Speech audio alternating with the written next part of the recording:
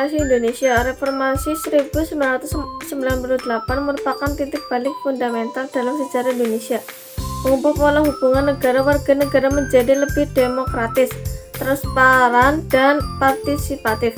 Era ini menandai berakhirnya pemerintahan otoriter Orde Baru dan melalui transisi menuju sistem demokrasi yang mengutamakan kebebasan, hak asasi manusia, serta rotasi kekuasaan secara damai. Berikut adalah evaluasi mengenai dampak reformasi dan arah perkembangan demokrasi di Indonesia. 1. Dampak positif reformasi: perubahan tatanan, demokratisasi politik. Sistem multipartai diberlakukan kembali, memungkinkan partisipasi politik yang lebih luas dan kompetitif. Pemilu demokratis, pemilihan umum, termasuk pemilihan langsung kepada daerah pilkada, menjadi mekanisme utama pengisian jabatan publik. Kebebasan berpendapat dan pers, hilangnya pembungkaman pers dan kebebasan berekspresi yang lebih tinggi, yang sebelumnya sangat dibatasi pada masa Orde Baru.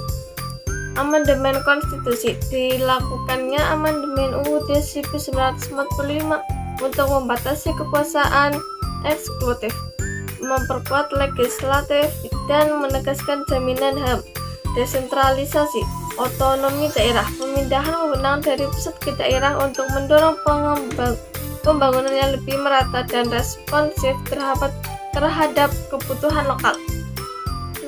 Tantangan dan dampak negatif problematika. Munculnya demokrasi elitis. Pengamat menilai demokrasi era reformasi cenderung dikuasai oleh elit politik oligarki, di mana substansi demokrasi untuk kesejahteraan rakyat belum sepenuhnya terwujud. Konflik sosial dan etnik. Runtuhnya otoritas pusat yang kaku awalnya memicu ketegangan horizontal dan konflik etnik atau agama di beberapa daerah. Masalah ekonomi dan KKN.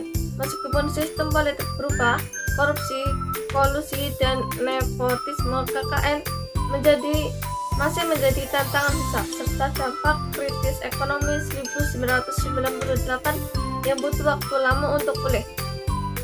Reorientasi identitas.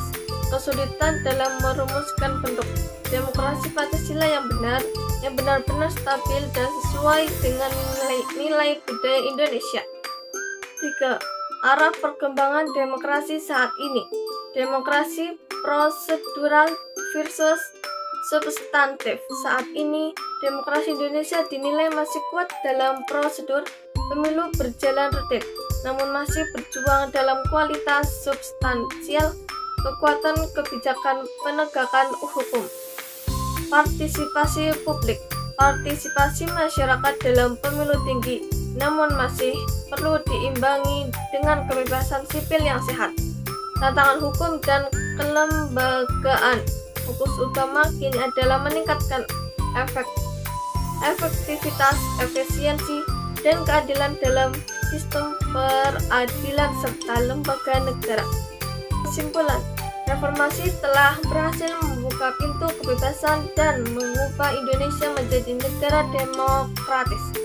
Namun, arah perkembangan demokrasi ke depan masih menghadapi tantangan besar, khususnya dalam menjamin demokrasi substantif yang tidak hanya prosedural, tetapi juga menghasilkan keadilan sosial dan kesejahteraan ekonomi.